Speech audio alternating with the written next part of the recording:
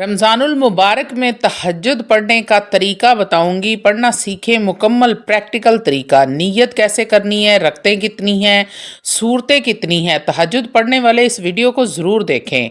आऊज़ु बिल्लाहि मिनश शैतानिर रजीम, बिस्मिल्लाहिर्रहमानिर्रहीम। शुरू करती हूँ अल्लाह के बाबरकत नाम से जो बड़ा मेहरबान और निहायत रहम फरमाने वाला है। लाखों करोड़ों दरूदो सलाम हो कमली वाले आका मुहम्मद मुस्तफ़ा सल्लल्लाहु अलैहि वसल्लम पर, जो ख़ातमन नबीयीन हैं, जो ख़ातमुल मुरसलीन हैं, जिनके बाद ना कोई नबी है ना रसूल है। लाखों करोड़ों दरूदो सलाम हो अहले बैत पर। अस्सलामु अलैकुम वरहमतुल्लाहि वबरकातुहू। आप देख रहे हैं मेरा यूट्यूब चैनल मकाफ़ाते अमल। अल्लाह वालों, बहुत सारी मेरी माओं ने, बहनों ने, भाइयों ने सवाल किया है हमें तहज्जुद की नमाज का मुकम्मल तरीका समझाएं। बहुत सारी मेरी माएँ बहनें व्हाट्सएप करती हैं, कॉल्स करती हैं कि रमज़ान में तहज्जुद पढ़ने का तरीका समझाएं। तो अल्लाह वालों, इससे पहले मेरी एक वीडियो बड़ी वायरल हुई है तहज्जुद के हवाले से। आप लोगों ने बहुत पसंद किया, बहुत प्यार दिया, मुझे बेहद खुशी हुई है। जब आप लोग मुझे कॉल्स करते हैं, व्हाट्सएप करते हैं, नमाज़ों के तरीके पूछते हैं, औकात पूछते हैं, रखते पूछते हैं, नमाज़ों में सूरतें कौन सी पढ़नी है, जब आप इस तरह दीन के बारे में कोई सवाल करते हैं तो मेरा दिल खुश हो जाता है कि हम सबको आखरत की, आप सबको आखरत की भी फ़िक्र है कि आपने आखरत का सामान यहाँ से करके जाना है। तो अल्लाह रब्बुल इज़्ज़त सबको तौफीक दे नमाज तहज्जुद अदा करने की, और मुझे भी आप अपनी दुआओं में याद रखिएगा। अल्लाह रब्बुल इज़्ज़त आप सब की परेशानी मुसीबतें दूर फरमाए, आबाद व शाद रखे। उन मेरे तमाम बहन भाइयों के लिए जो तहज्जुद का मुकम्मल तरीका जानना चाहते हैं, उसकी नीयत कैसे करनी है, नमाज तहज्जुद का वक्त कब शुरू होता है, कब ख़त्म होता है, और क्या नमाज तहज्जुद के लिए सोना भी ज़रूरी है, नमाज तहज्जुद में सूरतें कौन कौन सी पढ़नी हैं और सूरह इखलास कितनी बार पढ़नी है, वगैरह वगैरह। ये तमाम मसाइल मैं आज की वीडियो में तफसील के साथ शेयर करूँगी।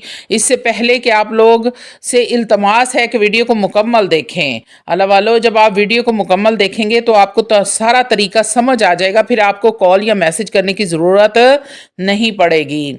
सबसे पहले मैं नमाज तहज्जुद की फ़जीलत बयान करूँगी कि इस नमाज की फ़जीलत क्या है, इसका अजर सवाब क्या है, इसकी शान, मकाम और मर्तबा क्या है, इसकी अहमियत क्या है। तो नबी करीम सल्लल्लाहु अलैहि वसल्लम की मैं 2 हदीस पाक आपके सामने बयान करूँगी। उसके बाद तफसील के साथ आपको नमाज तहज्जुद का तरीका बताऊंगी। पहली हदीस सही मुस्लिम बुखारी की है। ये हदीस में मौजूद है कि इस हदीस के रावी हज़रत अबू हुरैरा रज़ी अल्लाह तआला अन्हु है।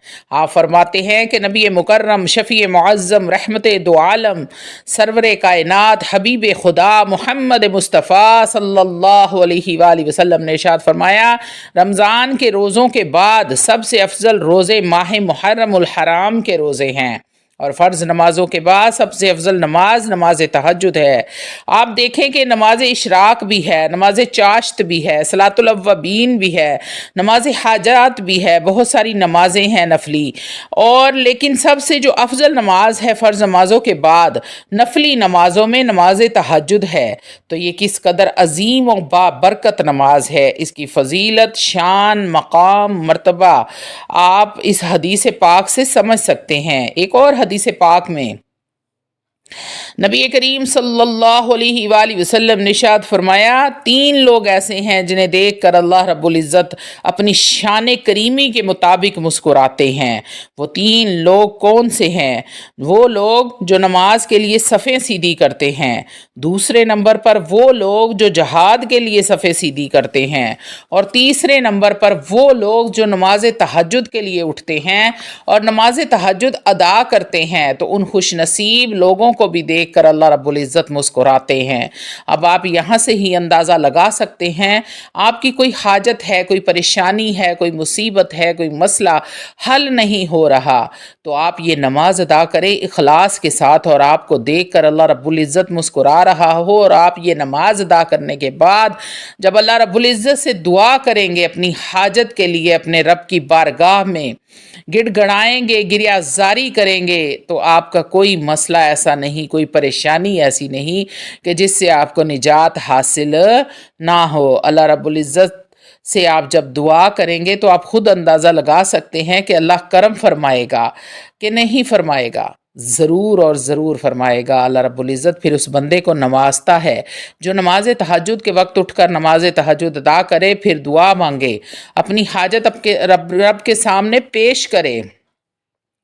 اس نماز کا جو وقت ہے وہ بڑا ہی بابرکت اور قیمتی وقت ہے۔ رمضان میں آپ تہجد پڑھیں اور رمضان کو بھی قیمتی بنا لیں، کیونکہ یہ اگلے سال آپ کو رمضان نصیب ہوگا، اور شرط نہیں ہے کہ آپ اس وقت تک حیات بھی ہوں گے یا نہیں ہوں گے، یا آپ کو روزے رکھنے بھی نصیب ہوں گے یا نہیں ہوں گے۔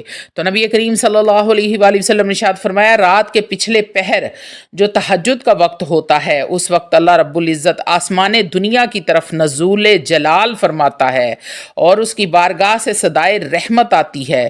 کوئی ہے بخشش طلب کرنے والا، میں اسے بخش دوں، کوئی ہے مجھ سے رزق طلب کرنے والا، میں اس کو حلال رزق عطا کروں، اس کو غیب کے خزانوں سے رزق عطا کروں، ہے کوئی بے اولاد مجھ سے اولاد مانگنے والا، میں اسے اولاد نرینہ عطا کروں۔ جو بھی حاجت ہے اللہ کی بارگاہ میں اس پہر مانگی جائے تو اللہ رب العزت قبول و منظور فرماتے ہیں۔ اب آپ سب کو نماز تہجد کا مکمل طریقہ بتانے لگی ہوں، میرے بہن بھائی ذرا توجہ میری طرف کر لیں۔ سب سے پہلی بات کہ نماز تہجد کا وقت شروع کب ہوتا ہے، اور اس میں کچھ لوگ غلطی بھی کرتے ہیں۔ جو لوگ نماز تہجد وقت پر نہیں پڑھتے ان کی نماز تہجد ادا ہی نہیں ہوتی۔ تمام لوگ توجہ میری طرف کر کے سنیں مکمل طریقہ۔ اللہ والو، نماز تہجد کا وقت جیسے ہی آپ نے نماز عشاء ادا کر لی تو اس کے فوراً بعد نماز تہجد کا وقت شروع ہو جاتا ہے، اور اس کا وقت ختم کب ہوتا ہے؟ اس کا وقت ختم ہوتا ہے جب سحری کا وقت ختم ہوتا ہے، یعنی کہ آپ رمضان المبارک کا برکت مہینہ چل رہا ہے، آپ نے سحری کے لیے اٹھنا ہے، آپ تہجد کے نفل ادا کر دیں، تھوڑی دیر پہلے اٹھیں، اور تہجد کی نماز کا وقت اس وقت ختم ہوگا جب اعلان ہو جاتا ہے کہ سحری کا وقت ختم ہو گیا ہے، یعنی کہ آپ نے کھانا پینا جب بند کیا اسی وقت تہجد کا وقت بھی ختم ہو جاتا ہے۔ یہاں پر آپ لوگ جو غلطی کرتے ہیں جس کی وجہ سے آپ کی تہجد کی نماز نہیں ہوتی، وہ غلطی کیا ہے؟ غلطی یہ ہے کہ آپ لوگ سمجھتے ہیں کہ جب فجر کی اذانیں شروع ہوتی ہیں تب فجر کا وقت شروع ہوتا ہے، تب تہجد کا وقت ختم ہوتا ہے۔ بہت ساری جگہوں پر نماز فجر کا وقت گھنٹہ آدھا گھنٹہ پہلے پڑھی جاتی ہے، تو لوگ کیا کرتے ہیں، لیکن رمضان میں ہر جگہ پر ایک ہی وقت میں اذان ہوتی ہے، تو اس لیے رمضان میں نماز تہجد کا وقت مقرر ہوا ہے کہ آپ نے سحری جب کر لی یا سحری آپ بعد میں کریں گے، اس سے پہلے تہجد پڑھنا چاہتے ہیں تہجد پڑھ کے سحری کریں۔ سحری جب آپ کا سحری کا وقت ختم ہوگا تو اسی وقت تہجد کا بھی وقت ختم ہو جائے گا۔ جیسے ہی اذان ہوگی تو نماز فجر کا وقت شروع ہو جائے گا۔ نماز تہجد کا، ان کی تہجد، جو لوگ اذان تک تہجد پڑھتے ہیں ان کی نماز تہجد ادا نہیں ہوتی۔ اللہ والو، نماز کی شرائط میں ایک شرائط یہ بھی ہے کہ جب آپ کوئی بھی نماز ادا کریں تو اسے اس کے وقت پر ادا کریں۔ نماز عشاء سے لے کر فجر کی نماز سے پہلے تک آپ نماز تہجد ادا کر سکتے ہیں۔ اب یہ کیسے پتہ چلے کہ نماز تہجد کا وقت ختم ہو گیا ہے؟ آپ کی آسانی کے لیے آپ اپنے موبائل میں پلے اسٹور سے ایک ایپ ڈاؤن لوڈ کریں، ایپ کا نام ہے پرے ٹائم۔ اس میں آپ کو بالکل صحیح ٹائم پتہ چل جایا کرے گا، لیکن آج کل تو آسانی ہے، آج کل تو رمضان کا مہینہ ہے، یہ میں آپ کو بعد میں بھی اگر نماز تہجد آپ ادا کرنا چاہتے ہیں تو یہ میں آپ کو وہ بتا رہی ہوں، لیکن رمضان میں تو ٹائم فکس ہے، آپ آسانی کے ساتھ پڑھ سکتے ہیں۔ اور ایک مسئلہ جو کہ ہر بہن بھائی پوچھتے ہیں کہ نماز تہجد کے لیے سونا ضروری ہے، تو اللہ والو، اس مسئلے میں علماء اکرام کا کچھ اختلاف ہے۔ کچھ کہتے ہیں کہ سونا ضروری ہے، کچھ کہتے ہیں کہ سونا شرط نہیں ہے، لیکن میں ان علماء اکرام کی پیروی کرتی ہوں جو کہتے ہیں کہ نماز تہجد کے لیے سونا ضروری ہے، چاہے آپ کی 5 منٹ ہی کیوں نہ آنکھ لگے۔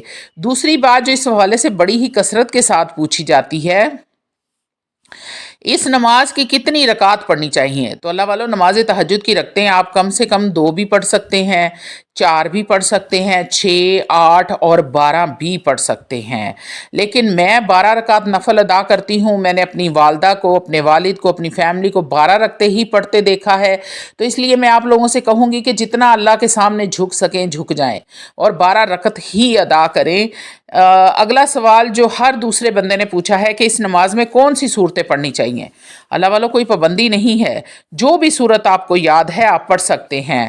بہت سارے لوگوں کو غلط فہمی ہے کہ اس نماز میں صرف سورۃ اخلاص ہی پڑھتے ہیں، نہیں، اللہ والو آپ کو جو بھی صورت آپ پڑھ سکتے ہیں۔ اب آپ حافظ قرآن ہیں تو آپ کوئی بھی صورت آپ کو آتی ہوگی، لیکن اگر آپ پڑھے لکھے نہیں ہیں، آپ حافظ قرآن نہیں ہیں، آپ کو صرف سورہ اخلاص آتی ہے یا سورہ کوثر آتی ہے یا کوئی بھی چھوٹی سی صورت آتی ہے تو آپ وہی پڑھ لیں۔ یہ ضروری نہیں ہے کہ اس طرح آپ نے الگ الگ اس میں صورتیں پڑھنی ہیں۔ بہت سارے لوگوں نے یہ بھی سوال کیا ہے کہ سورہ اخلاص تہجد میں 4 بار پڑھنی ہے، 8 بار پڑھنی ہے، تو یاد رکھیں اللہ والو یہ واجب نہیں ہے سورہ اخلاص کو 4، 8، 12 بار پڑھنا۔ آپ صرف ایک بار بھی سورہ اخلاص پڑھیں گے یا کوئی بھی سورت پڑھیں گے تو نماز تہجد ادا ہو جائے گی۔ اب اس نماز کی نیت کیسے کرنی ہے؟ تو اللہ والو نیت دل کے پختہ ارادے کا نام ہے۔ آپ کوئی بھی نماز ادا کر رہے ہیں تو اس کے لیے زبان سے کہنا فرض یا واجب نہیں ہے، یہ مستحب عمل ہے، کہیں گے تو ثواب ہے، نہ کہیں گے تو گناہ نہیں۔ اصل چیز ہے دل میں ارادہ مضبوط ہونا۔ یہ طریقہ ہے نماز کی نیت کرنے کا۔ نیت کرنے کے بعد آپ نے تکبیر تحریمی کہنی ہے، اللہ اکبر کہنے کے بعد آپ نے ہاتھ باندھ لینے ہیں، اس کے بعد پڑھنی ہے ثنا، اعوذ باللہ من الشیطان الرجیم، بسم اللہ الرحمن الرحیم۔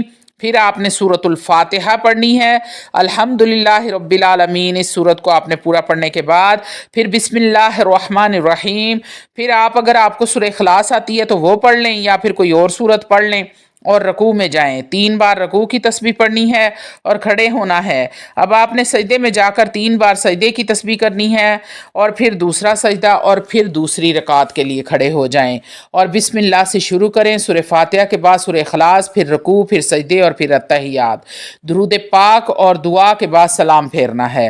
اللہ والو بس یہی طریقہ ہے نماز تہجد کا۔ امید کرتی ہوں کہ آپ میرے بہن بھائیوں کو مجھے کال یا میسج کرنے کی ضرورت نہیں پڑے گی، میں نے ڈیٹیل کے ساتھ آپ کو طریقہ سمجھا دیا ہے۔ عام سا سمپل سا طریقہ ہے نماز کا، نیت تہجد کی کرنی ہے آپ نے، اور اسی طرح آپ نے 2 رکعت کر کے نماز تہجد کے جو نوافل ہیں وہ ادا کر لینے ہیں۔ اور کچھ لوگ 4 کی نیت سے بھی نوافل ادا کرتے ہیں، لیکن 2 رکعت کر کے پڑھنا نہایت افضل ہے۔ نماز تو 4 سے بھی ہو جائے گی، لیکن جو برکت اور فضیلت 2 رکعت کی بتائی گئی ہے وہ 4 کی نہیں ہے۔ تو اس لیے امید کرتی ہوں کہ میرے بہن بھائیوں کو سمجھ آ گئی ہوگی انشاءاللہ تعالی العزیز۔ اب آپ غلطی نہیں کریں گے، کوئی بھی غلطی آپ کی نہیں ہو سکتی، تمام غلطیوں کی وجہ میں نے بتا دی ہے۔ وآخر دعوانا الحمدللہ رب العالمین۔